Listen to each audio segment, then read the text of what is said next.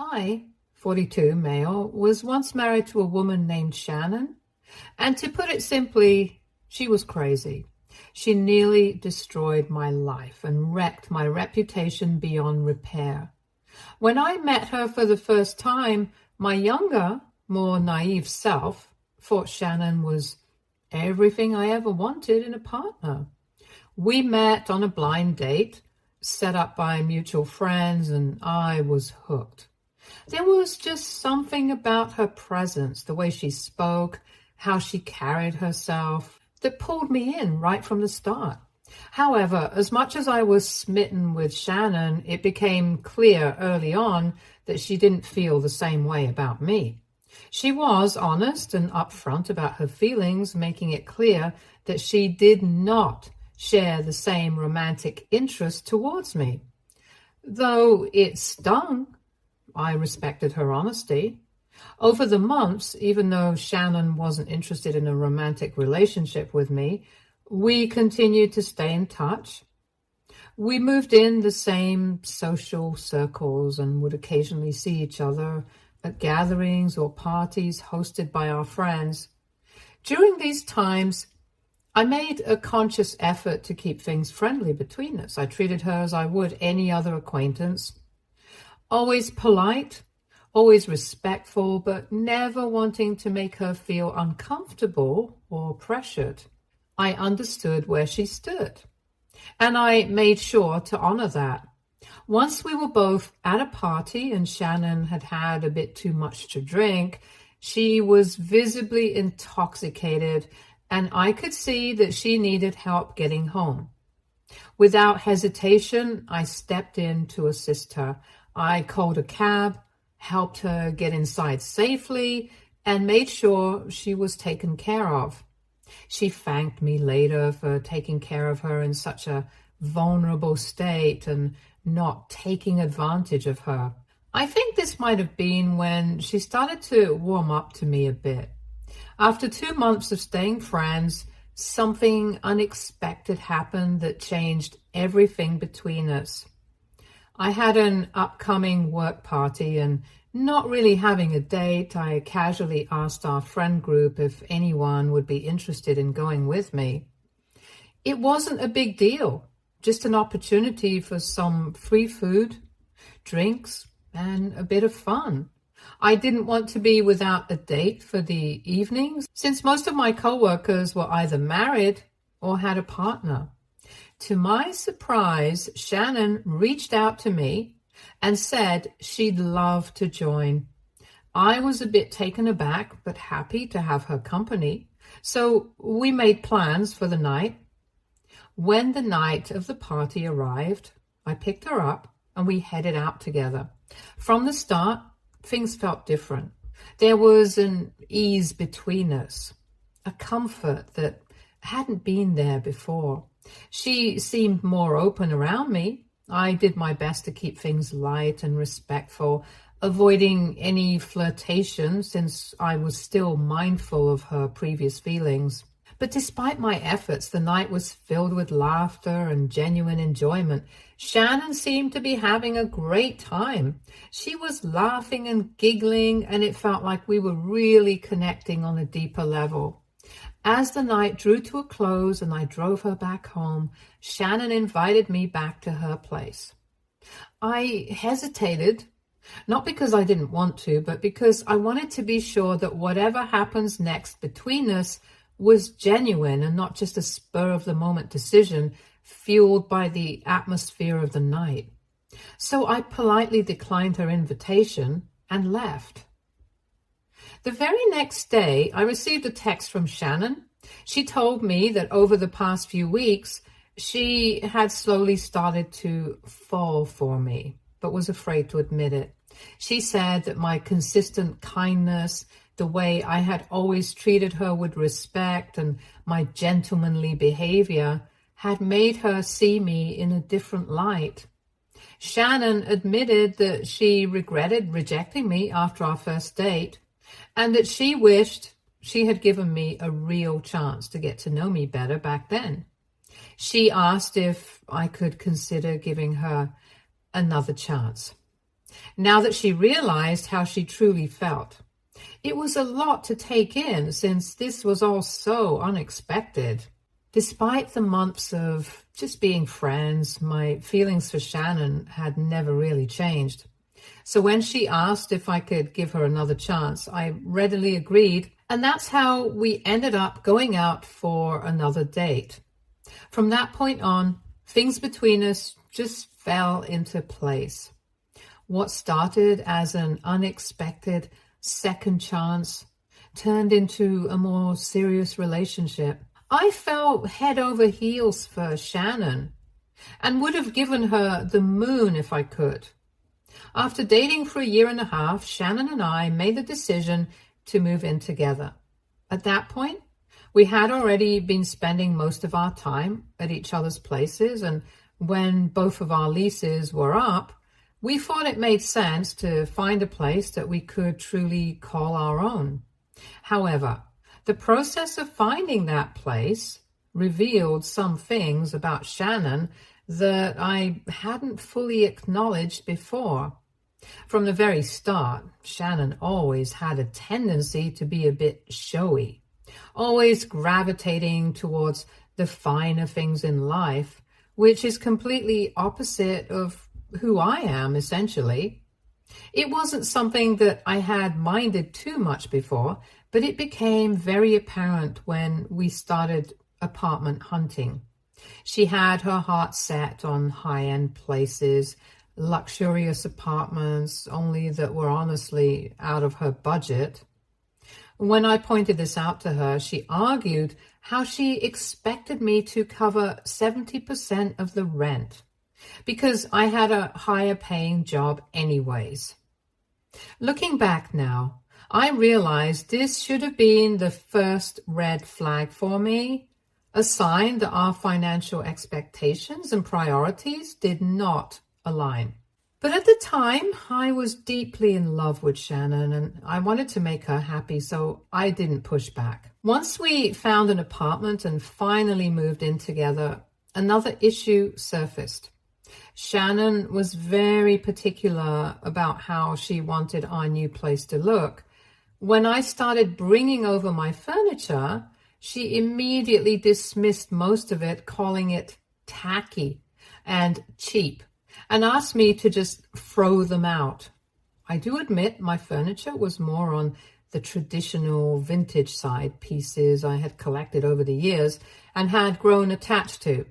Shannon was insistent, and the more we discussed it, the more I realized that she wasn't going to compromise easily. In the end, I gave in just to keep the peace.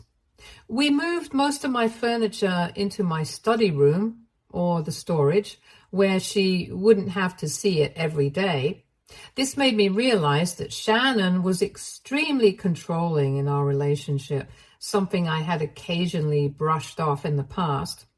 Despite some of her flaws, my ex-wife had a way of making people feel valued and cared for, and that included my parents. From the very beginning, Shannon went out of her way to build a strong relationship with them, and they absolutely adored her in return. For context, Shannon had no contact with her own family. She had explained to me very early on that her relationship with her father was deeply painful. After her mother passed away, her father turned to alcohol and spent most nights out at bars, leaving Shannon to deal with the aftermath. As a result, when she left for college, she made the difficult decision to cut off all contact with him. Shannon's father never made any effort to reach out to her. This had always left a void in her heart, a longing for the kind of love and support she never received from her own family. That's why she had become so close to my parents. They filled that space for her. My mom and dad always welcomed her with open arms, offering the love and care that she had missed out on for so long. In many ways, they became the family she had always wanted but never had. And I didn't mind sharing my parents with her at all. I wish I had seen back then how she was manipulating my parents, slowly turning them against me. but I was too foolish to notice. After 3 years of dating, I proposed to Shannon. We had been talking about marriage for a while, and Shannon had expressed her desire to start a family soon. I spent weeks carefully choosing a ring that I knew she would love, and I planned the proposal at her favorite restaurant, a place that held special memories for us both. The night of the proposal was magical, and when I asked Shannon to marry me, she said yes without hesitation. The joy in her voice, the tears in her eyes, and the way she hugged me tightly made me feel like the happiest man alive. As we began planning the wedding, it became clear that Shannon didn't have a lot of savings. She was still paying off her student loans, so my parents and I ended up covering almost 90% of the wedding expenses. It didn't bother me much, since I wanted to give Shannon the beautiful wedding she had always dreamed of. Our wedding day itself was wonderful. Everything went smoothly, and as we exchanged vows, I was excited to be married to her. But it was after the wedding that the real trouble began. The first major issue we faced was when we couldn't seem to get pregnant. We tried for months, hoping each time that we would finally see that positive result, but it never came.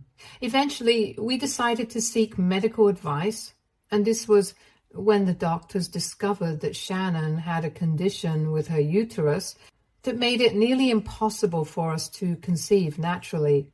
This news crushed her. She had always wanted to be a mother, and the idea that she might never experience pregnancy was incredibly painful for her. As a result, Shannon fell into a deep depression after the diagnosis. I did my best to support her, even suggesting that we could explore other options like adoption or even surrogacy. But she wasn't interested. Shannon was fixated on the idea of having her own biological child, and any other option felt like a compromise she wasn't willing to make. Next, over the months, Shannon began to expect me to cover her share of the rent and bills entirely. She insisted that as the man in the relationship, it was my responsibility to take care of her needs. Throughout our entire relationship, I had always been the one to pay for our dates, vacations, and the majority of our rent and bills. I didn't mind doing these things because I loved her and wanted to provide for her, but I also believed in a partnership where both working adults contributed. Shannon earned a decent salary, and I couldn't understand why she suddenly felt entitled to stop contributing altogether to our shared expenses. I knew I couldn't sustain our lifestyle on my own, so I put my foot down and told her that if she wasn't willing to continue paying her share, we would have to break our lease and move into a much smaller, less expensive apartment. I knew how much she valued appearances and that she wouldn't want her friends to think we were poor, so I hoped this would push her to see reason. Begrudgingly, she agreed to keep paying her rent share only. However, over the next few months, she would constantly mention how her male co-workers took care of their wives and children, and that those women never had to worry about a job or a salary. I tried to argue that those women had children to care for, so it made sense for them to stay at home. However, she was a functioning adult who had a decent job. It made no sense for her to just give up on her career and sit at home all day. Shannon was pushy, and when I was still not getting convinced, she decided to go and involve my mother in this disagreement. She complained to my mom, almost like a child running to a parent when things didn't go her way. My mom, who had always been traditional in her views on marriage, took Shannon's side without hesitation. She told me that Shannon's thinking wasn't wrong, and that as her husband, it was my duty to take care of all her needs if she wanted to leave her job. My mother's words stung. She didn't understand the financial strain it would place on me if Shannon stopped contributing altogether. I had a huge fight with Shannon regarding this, as I felt she betrayed me by involving my parents in our issues. During this fight, in her anger, she admitted for the first time how she regretted marrying me, as I was not able to support her. This is when I started to suspect that Shannon might be nothing more than a gold digger. I had thought we were partners in this marriage, but it was clear that she was only interested in what I could provide, not who I was. After that fight, Shannon began to ignore me completely at home, withholding affection in every way possible, almost as if she was punishing me for standing my ground. There were no more date nights, no intimacy, not even the simple gesture of holding hands. She stopped helping around the house, leaving all the responsibilities to me, as if she was trying to force my hand to give in to her demands. At first, I kept trying to talk to her, to find a way to come to a compromise, but she would ignore all my efforts. Hence, after a while, I just got tired. I felt mentally exhausted from trying to mend something that she seemed determined to break. Instead, I slowly watched as the distance between us grew wider and wider. Then, the very next month, Shannon quit her job. Out of nowhere, without even discussing it with me first. I was starting to get really frustrated with her antics and firmly warned her that if she didn't find a new job soon, I would move out because I couldn't sustain our lifestyle all alone. She eventually broke down in tears, expressing how much she despised working and that she just wanted a blissful married life where she could stay at home and be a good wife to me. Seeing her cry made me feel a bit guilty, so I reluctantly agreed to let her take a temporary break from working. I pointed out to her that if she expected me to cover all the expenses, she would need to take on all the household responsibilities. She agreed without hesitation. Unfortunately, as you can already guess, she's never stayed true to her words. Shannon began to spend her days either gaming or lounging in bed watching movies, just like I knew she would. She would occasionally clean up around the house, but I continued to handle most of the household duties myself, just like I used to do before. Whenever I pointed out that she wasn't fulfilling her end of the agreement, she would get annoyed and accuse me of nagging her. As time passed, Shannon became more and more distant. She immersed herself in her gaming community, spending hours every day talking to people online.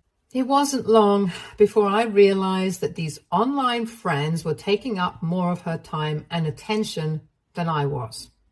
Even when we were in the same room, her phone was always in her hand, her eyes glued to the screen, her fingers tapping out messages faster than I could keep track of. I'd catch glimpses of her smiling or laughing at something someone had said, and it was like a punch to the gut every time. That smile, that laugh, it used to be for me, but now she ignored me like I didn't exist. During this time, the financial strain on me was becoming unbearable.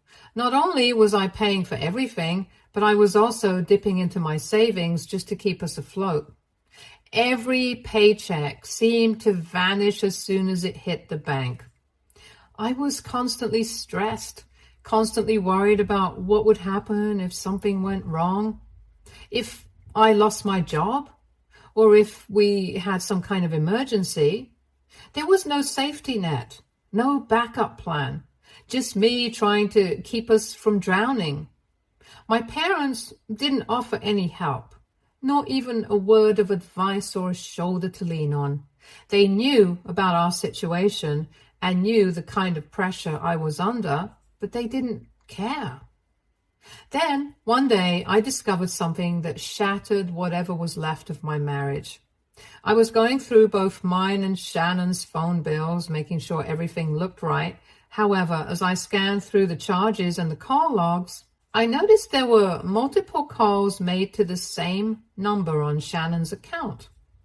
I found it odd, so without thinking, I asked Shannon whose number it was. She just rolled her eyes at me and told me that it belonged to a guy she had met online.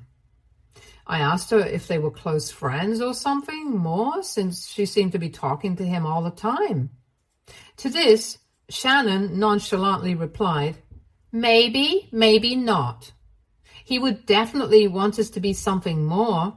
My jaw dropped as I stared at her, half expecting her to say this was just a joke. This was when Shannon continued to tell me she did feel emotionally attracted to Jacob and liked spending time with him. My hands started to shake, hearing her words. I grabbed her phone and scrolled through her messages just to see for myself if this was really true. What I saw made me sick to my stomach. Shannon and the man had exchanged very graphic messages with each other and discussed everything about their lives in detail. At one point, she had even openly admitted to Jacob that she had fallen out of love with me, but that she liked to use me as a cash cow, since I was a safe option. She boasted about how she was living a comfortable life at home without ever having to lift a single finger for the past few months. Jacob, in turn, had called me a foolish, nerdy guy who deserved to serve her. The sheer audacity of their conversation left me stunned. I quickly took photos of their messages as I couldn't believe what I was reading. Shannon looked at me like she just didn't care. I realized then that our marriage was over. To her, I was nothing more than a means to an end, a tool to be used and discarded once I had outlived my usefulness. Although I was devastated, I knew what I had to do next. I told her that I was done living my life like this and that I was going to divorce her. She laughed at my face and told me that divorce was not an option, and had the audacity to suggest that we could open our marriage if that would make things easier for me to accept. I refused outright and demanded that she move out immediately since I was the one paying for everything. That's when her demeanor changed.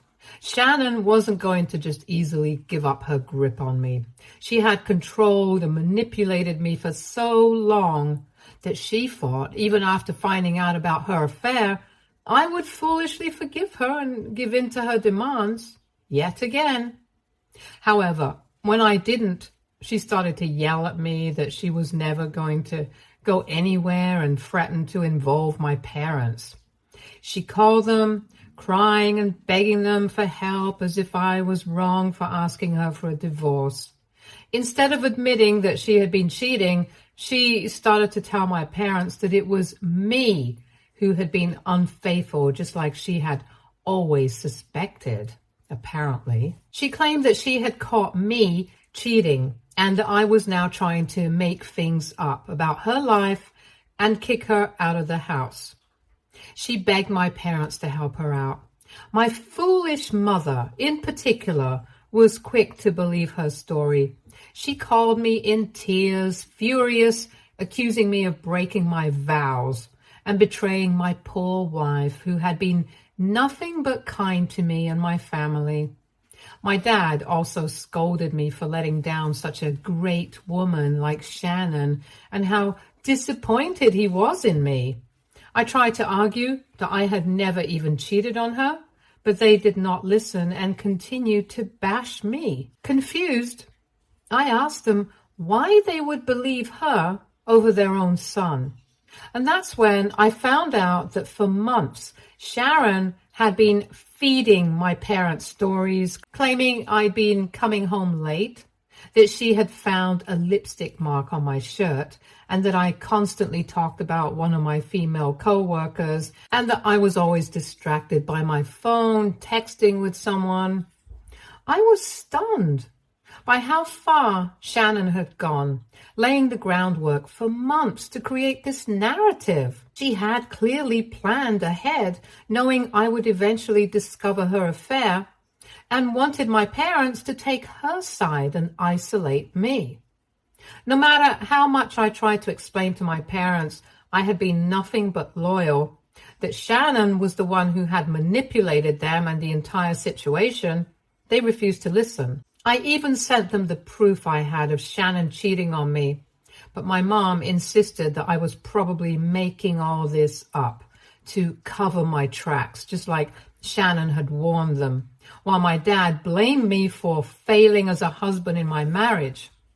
In their eyes, Shannon was the victim, and I was the villain no matter what. They just couldn't comprehend the idea that a woman, especially one like Shannon, could ever be unfaithful. Long story short, despite all of Shannon's manipulations and the chaos she caused, we did end up getting divorced. The process wasn't easy. Shannon fought me every step of the way, trying to twist the situation to her advantage, but thankfully, I had a solid lawyer who managed to gather all the evidence of her infidelity and present it in court. The judge saw the truth, and because of that, I didn't have to pay her a single cent in alimony. But even with the divorce finalized, the damage my ex-wife had caused in my life was far from over. Despite the fact that the court had acknowledged Shannon's affair, and it was crystal clear Shannon had been the one to betray our marriage, my parents still clung to her version of the events. It was like they were living in a completely different reality. They started to insist after the divorce that I must have done something to push Shannon into the arms of another man, and that there had to be more to the story.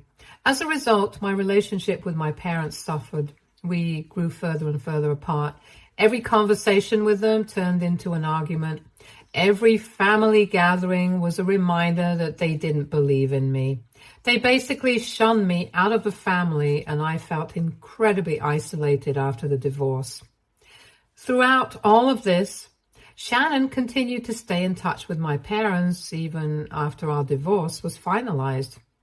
That vile woman continued to use my parents to keep a foothold in my life.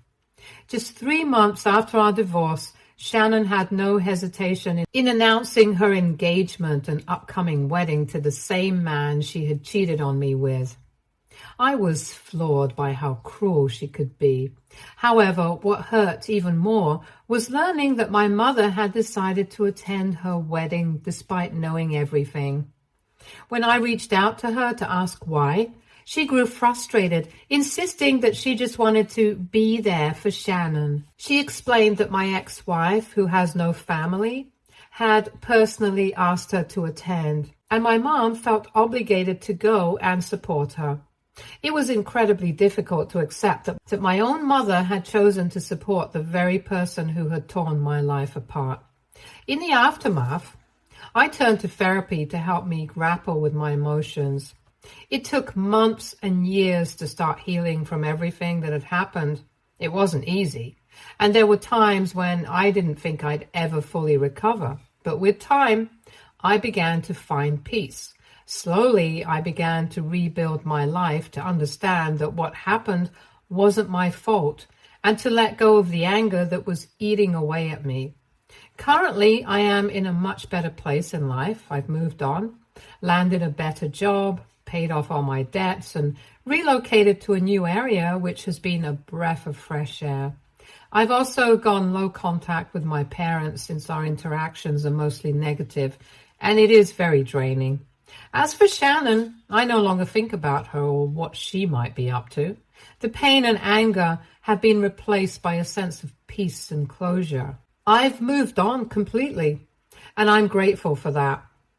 About 1.5 years ago, I started dating a wonderful woman named Kylie. She's an incredible woman, gorgeous, honest, independent, and down to earth. From the very beginning, it was clear that we shared a lot of common interests and values. After my last failed relationship, I never thought I'd have another chance at love, but here I am. I'm incredibly grateful every day that Kylie came into my life and has redefined what a relationship means to me. She's inspired me to be a better man and loves me for who I am without ever asking me to change.